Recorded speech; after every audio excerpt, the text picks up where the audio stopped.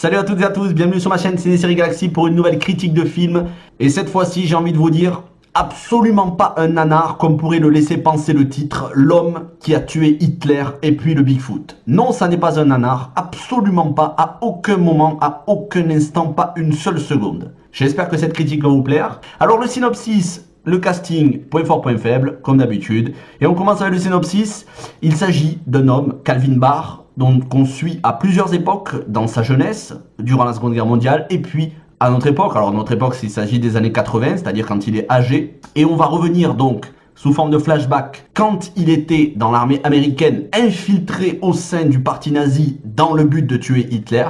Puis on va revenir à notre époque avec le FBI qui va le solliciter pour tuer le Bigfoot. Bigfoot qui, se trouvant dans le nord du Canada et étant infecté d'une maladie qui peut s'avérer être une peste qui décime l'humanité, est confiné dans un périmètre en pleine nature, mais infecte toute vie autour de lui. Seulement lui, Calvin Barr, est immunisé et peut donc s'attaquer au Bigfoot et lui régler son compte. Alors certes, ça mêle histoire avec un grand H majuscule, l'histoire, notre histoire, et science-fiction fantastique, hein, puisque le Bigfoot au sens cinématographique du terme n'existe pas. Peut-être que le Bigfoot, c'est peut-être une créature qui a existé, mais les légendes qu'il y a autour du Bigfoot n'existent pas. En tout cas, ça n'a pas été prouvé. C'est un film qui joue sur vraiment la corde raide entre les deux, mêlée histoire et fiction. Et ça, c'est fort, parce que le film le fait d'une très très belle manière. Le casting, alors déjà le réalisateur Robert Kieślowski, que je ne connais pas. C'est son premier film. Il écrit, produit et réalise. Donc c'est un film d'auteur. Il est à la fois sur tous les plans, c'est un film d'auteur. Ensuite, c'est un film d'auteur parce que justement, il n'y a pas un énorme budget et qu'on est plus dans les dialogues, mais on y reviendra dans les points forts. Le reste du casting, Sam Elliott, The Big Lebowski, qui a joué le général Ross dans Hulk de Ang Lee et récemment qui a été nommé à l'Oscar pour A Star is Born de Bradley Cooper avec Lady Gaga et Sam Elliott. Donc Sam Elliott qui fait le rôle principal, et ce même rôle plus jeune est joué par Aidan Turner qu'on a pu voir jouer dans la trilogie Le Hobbit dans le rôle de Kili, un des 13 nains, et dans la série Paul Dark. Le reste du casting composé de Ron Livingston et Caitlin Fitzgerald. Voilà, je vais pas rentrer dans le casting, dans la filmographie de chacun, c'est pas le but. Et on va s'attarder sur deux autres points du casting, le compositeur et le spécialiste des effets spéciaux. Le compositeur, c'est Joe Kramer, qui a travaillé pour Christopher McQuarrie sur deux de ses films, Jack Reacher et Mission Impossible 5, c'est-à-dire Rogue Nation. Donc la musique est de très très bonne facture, vraiment. Et les effets spéciaux. Alors les effets spéciaux, c'est Douglas Trumbull. Pour ceux qui ne connaissent pas Douglas Trumbull, je ne vais pas vous faire un roman sur Douglas Trumbull, je vais juste vous dire que c'est lui qui a créé les effets spéciaux de 2001 l'Odyssée de l'espace. Regardez 2001 l'Odyssée de l'espace, vous avez vu comme c'est, si vous avez vu le film, sinon regardez-le, comme c'est innovant pour l'époque, 1968. Et dites-vous que c'est Douglas Trumbull qui fait les effets spéciaux de L'homme qui tua Hitler et le Bigfoot. Donc c'est quelque chose de propre, de bien fait et de vraiment très crédible.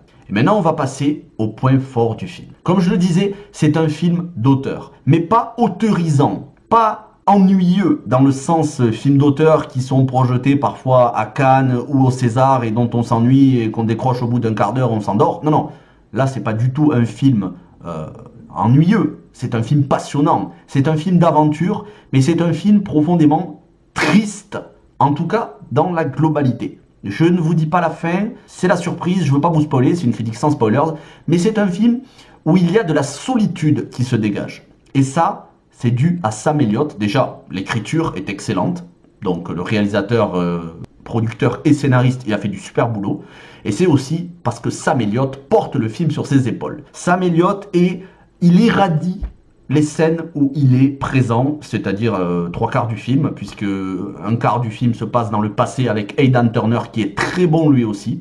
Mais Sam Elliott porte le film sur ses épaules. Le charisme de cet acteur, et j'en parlais régulièrement, récemment plutôt, sur Facebook, en disant qu'il ferait un excellent Ocelot, le personnage d'Ocelot dans Metal Gear Solid, s'il y a le personnage dans l'adaptation de jeu vidéo qui est prévu avec Oscar Isaac en Solid Snake, il pourrait faire un excellent Revolver Ocelot. Pour ceux qui ont joué au Metal Gear Solid, vous savez de qui je parle, et il a vraiment le profil parfait.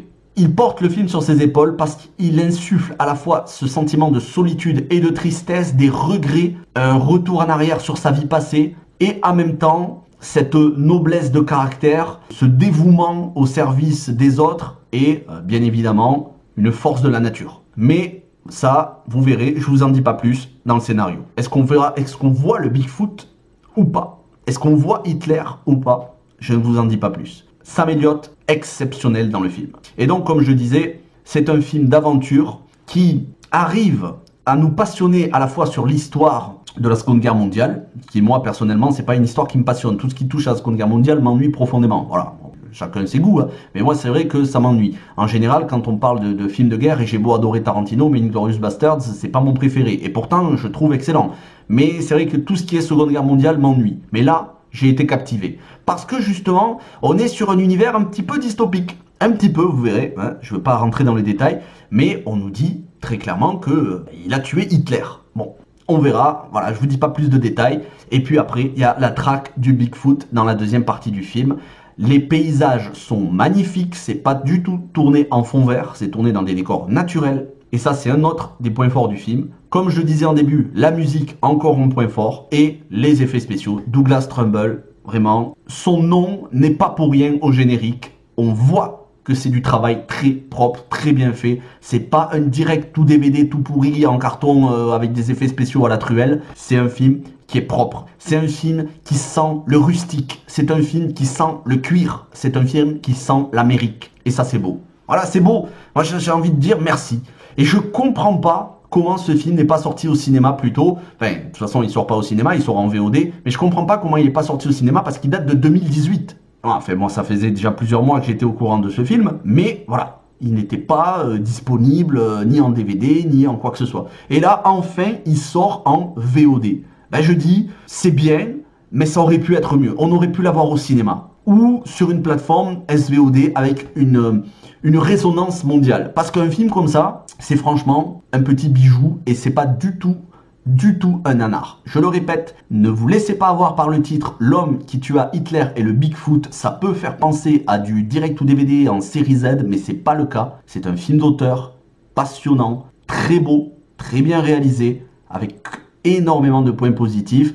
Et peut-être si on devait trouver un aspect négatif, absolument, je dirais que la première demi-heure est un petit peu longue à démarrer. Les 20 premières minutes, il y a quelques longueurs. Mais c'est pas très embêtant sur un film de 1h37. Franchement, allez, on va dire le premier quart d'heure, il faudrait faire peut-être en avance rapide, mais quand je dis en avance rapide, il aurait fallu qu'il raccourcisse. Mais c'est franchement pas gênant parce que ça permet justement l'introduction du personnage. Voilà pour mon avis. Je me suis régalé. J'espère que vous regarderez le film.